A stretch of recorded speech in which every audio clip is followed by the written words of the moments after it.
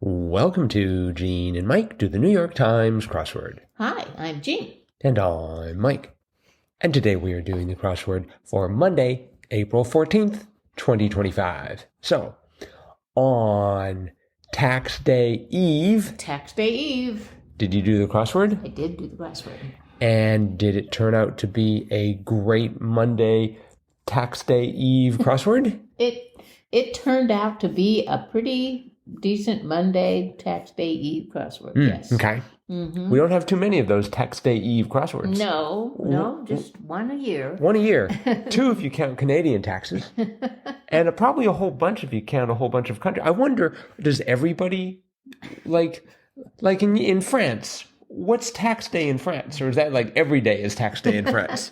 I don't know. That'd be interesting to see. When do people pay their taxes? Yes. And do they live like happier lives if they pay them at the end of the year or something? I don't know. Yes, we have to investigate this. I think this is very important. I envision a list of country in column 1 and date when taxes are due in column 2.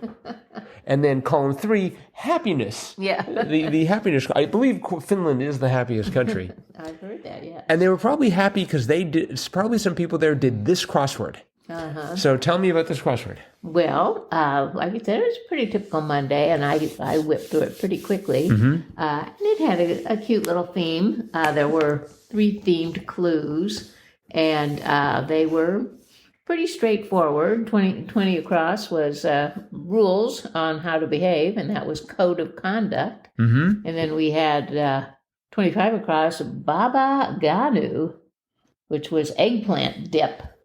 And then finally 45 across, goofball was knucklehead. Yep. And the revealer was a phrase, I think I've heard this phrase, but I don't ever really use it, but it was a slangy greeting or a hint to the start of the themed clues. Mm-hmm. And that was, what's cracking? What's cracking? Yeah, I don't hear that a lot. I don't know that I've ever had that posed to me. Hey, Gene, what's cracking? I don't know. It sounds like something that someone has said at some time in the past.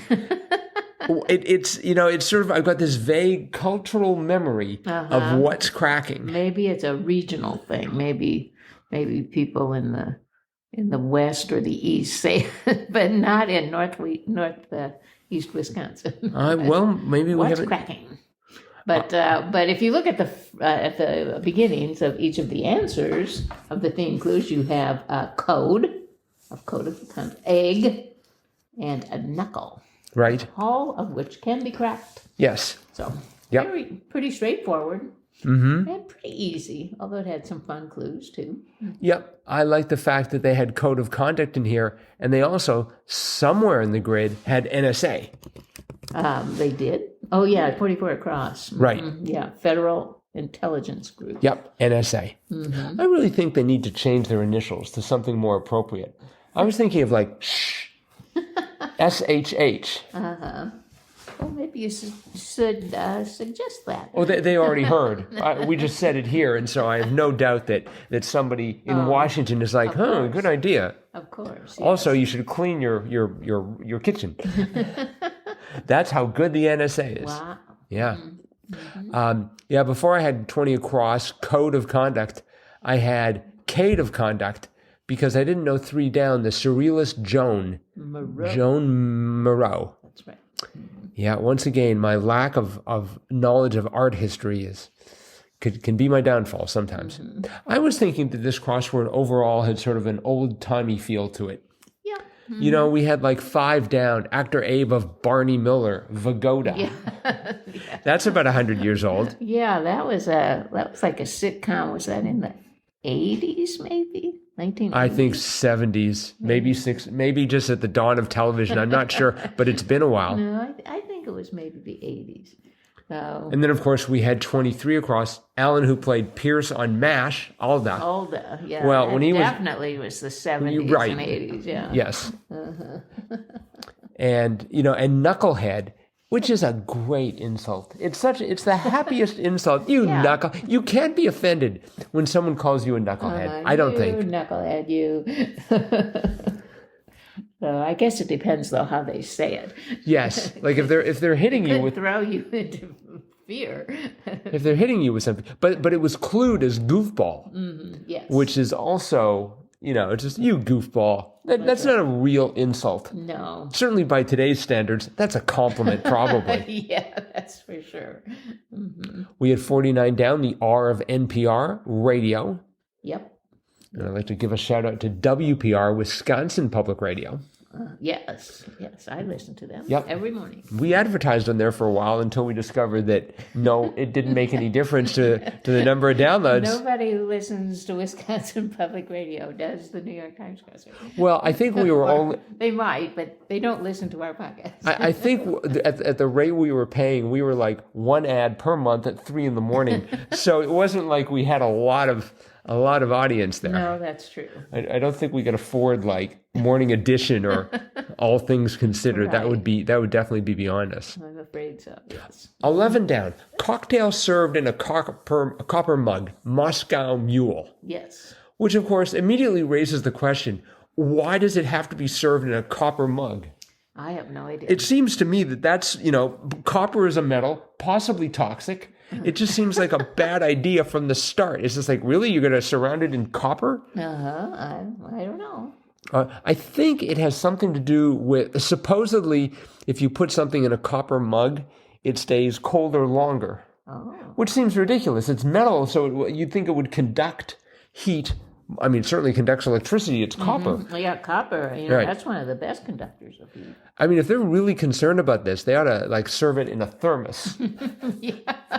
You have the thermos. You unscrew the coffee cup on top. Yeah. And you pour yourself exactly. a MOSCOWMULE. So I just thought that was a little bit interesting. Another old time phrase. 40 down. 40 down was, well, aren't you fancy? La-di-da. La-di-da. That sounds like something out of the 50s. Yes. Right? Sounds like something like Jackie Gleason would say. Well, la-di-da. And away we go. Right. Yeah, just a lot of, it was a fun crossword. Oh, I liked it. 17 across, words repeated in k blank blank, and that was k sera sera. And then right next to it, word repeated in blank blank gone, going, going, gone. Right. That was nice. Yep. Nice little bit of symmetry there. There was some anti-STEM bias in 50 across, like diamonds and calculus problems. Hard. It's like, come on, quit with the calculus being hard stereotype. Well, for those of us who just made it through calculus, I could sympathize. You probably didn't have a good enough teacher. The people who are teaching Calc 101 do not want to be there, for one thing, I would imagine. I don't know if we've got any calculus teachers listening. Please feel free to rebut that. But that has to be thankless, right? You've got all these people who are imprisoned in Calc 1 because they need it for their major. That's right. That's why I took it. Yeah. Yeah. 54 across was actually my last word. Film director Johnson, and it turned out to be Rian. I had Lian, L-I-A-N. Ryan. Oh, Ryan. But it's with an I, R-I-A-N. Yeah. That's not how you spell Ryan. Well, it is how he does.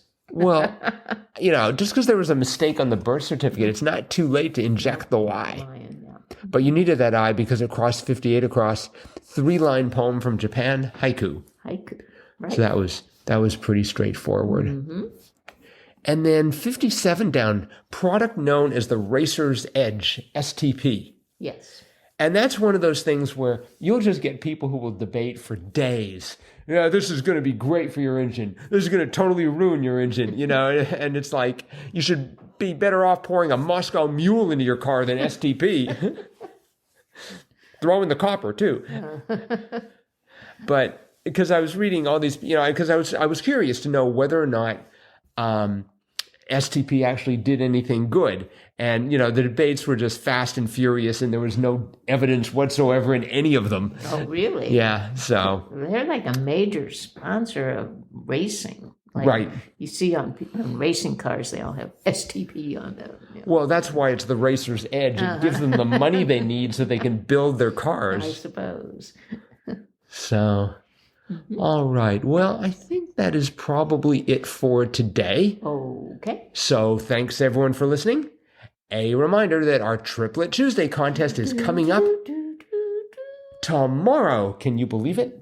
I can't. Oh. It came up quickly. Yes, it did. Well, that's because we scheduled it last week and decided it would be for this week, so that would explain it. Yep. So in honor of Tax Day, we will be having a Triplet Tuesday contest. That's right. If you win, your taxes paid for 1 year. No. Sorry. That was not part of No, that's the right. prize. It's Northeast Wisconsin swag. No tax payments. Yes. That's right. I keep getting the two confused. All right. Okay. Well, that is it for today. Thanks everyone for listening, and we hope to see all of you again tomorrow. Bye-bye.